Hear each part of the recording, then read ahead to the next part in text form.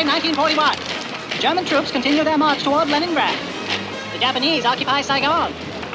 And the United States continues to mull it all over. Meanwhile, in London, the unending blitzkrieg continues. In response, Prime Minister Churchill has traveled back in time and assembled the greatest scientific minds the world has ever known in a last-ditch effort to turn the tides of the war. Nikola Tesla, known pigeon enthusiast and master of electricity. Taputi, the world's first chemist, whose tonics and perfumes can cloud the minds of men. Charles Darwin has the ability to metamorphosize into any animal, but does his radical theory of evolution hold any water? God only knows. Marie Curie, mistress of radiation, and she's definitely a no-nonsense kind of gal. Sigmund Freud. We're not really sure why he's here. It's because I have the power to control people's sexual thoughts. Observe. And the newest member of the team, a 14-year-old clone of Albert Einstein. Time is relative to this young man, allowing him to travel at super speeds. Together they form the Super Science Friends. Now let's listen in as they prepare for their next daring adventure. All right, Super Science Friends. This week we're facing our greatest threat ever. Patent infringement? Male chauvinism? That giant Hitler bot that keeps trying to get in? No, it's even worse. All of England's apples are disappearing. These are the only apples left. You can barely make a decent cobbler out of this. Z3, take us through it. Of course, Herr Churchill. I wish he wouldn't call me that. I've traced the mysterious disappearance of apples to sometime in the late 1600s. For some reason, someone or something has traveled to that moment and is systematically destroying them. Every Granny Smith, every Macintosh, and yes, even the Red Delicious. King of all the apples. Perhaps the villain is harvesting the apples as an energy source to fuel some sort of apple-powered doomsday device. Outrageous! This plague upon our apples could only mean the death of the bumblebees. We'll find their little bee carcasses strewn across the land. You need to go back in time and discover who is behind this. I really think that maybe Hitlerbot is a To the Science Mobile. Not so fast, Albert. You know you're not old enough to go on missions. This E equals MC sucks.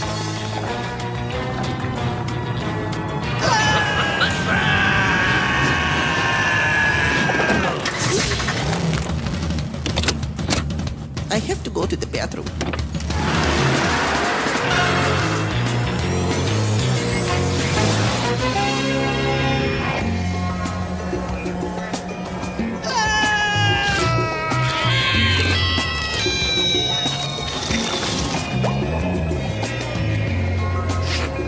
Bye, Freud. Good luck with your mission.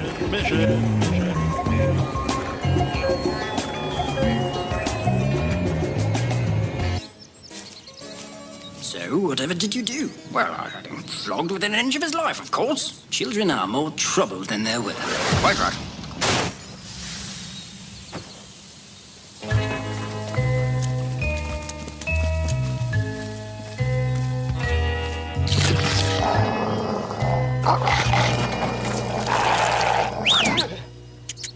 Come here, Darwin. Come here, boy. The Super Science Friends have arrived safely in the past.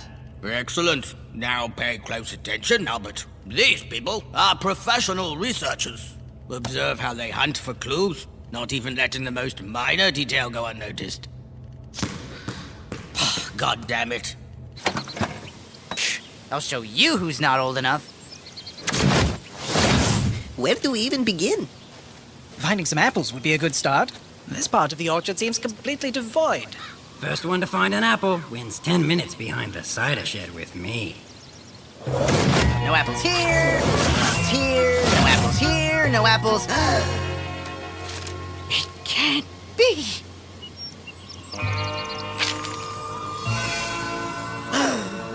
Isaac Newton!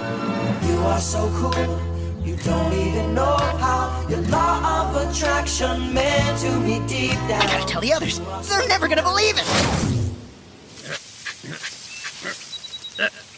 Son of a... Lasers. If that's the case, then we're looking at technology far beyond our own.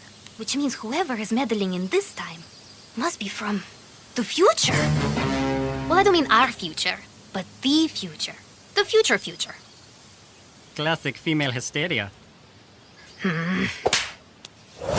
Guys! Oh my god! You're never gonna believe it. Einstein, what are you doing here? Never mind that. Listen! An apple orchard is no place for a young boy. Wait, I'm telling you! If you needed help with your biology homework, we could have waited until we got home. No. Look. Hey, you found the apples. You're a little younger than what I usually go for, but I guess a deal's a deal. It's Isaac Newton. Besides totally being my hero since I was born, he's also the father of modern physics. His theory of gravity changed the world. Which he thought of when an apple fell on his head. He's even more majestic than I imagined. Stop breathing on me. Besides, Newton is totally overrated. I mean, he still believes in alchemy. What the hell is that supposed to mean? What the devil are those?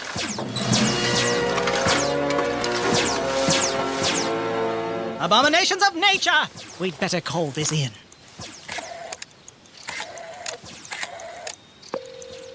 Z3, is Churchill there? Hey, Churchill. I think we found who's been destroying the apples. My God! Z3, analysis. Und Moment, while I scan the timeline for a visual match.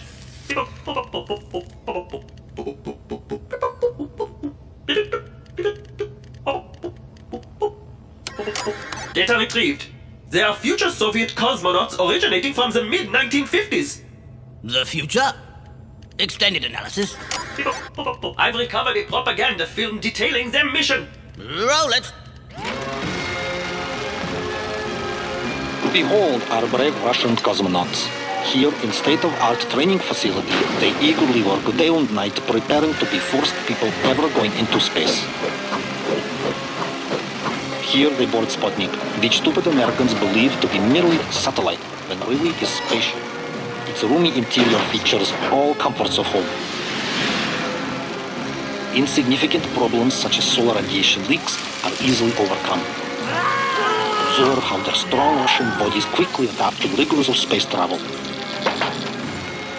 Our brave cosmonauts will slingshot around the red planet of Mars and go back in time to stop Western understanding of physics from ever happening. Our cosmonauts will change course of history for the glory of Mother Russia. If their plan succeeds, it will irreparably damage the course of human history, and all that we know will cease to exist. The super science minds must ensure that the apple hits Isaac Newton's Call head. me space zombies from the future! Get them!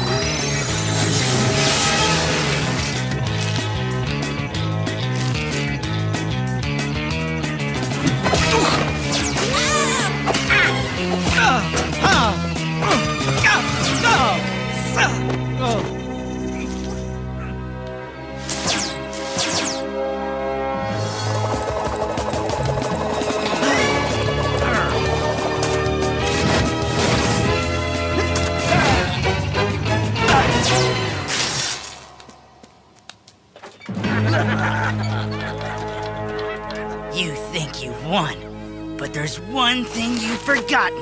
That Winston Churchill is my mentor. And if there's one thing he taught me, it's to always pack a lunch.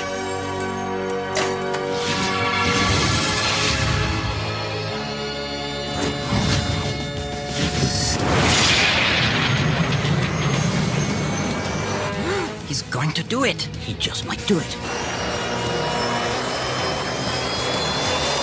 Almost there!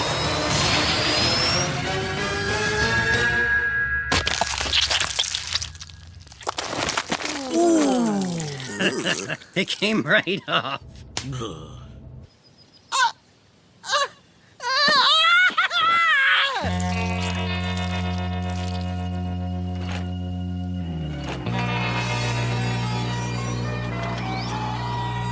What the devil do we do now? Let's get the hell out of here. Wait, how does it turn out? I need to check the history books.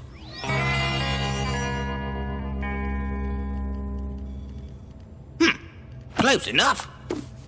You are so cool, you don't even know how. Your law of attraction meant to me deep down. You are so cool, I'm where I am right now. Because without you, I'd be all on my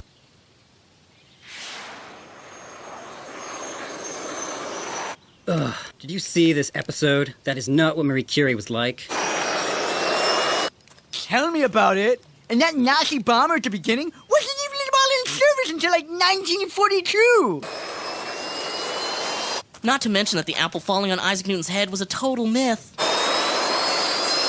To think that the greatest discovery of all time had anything to do...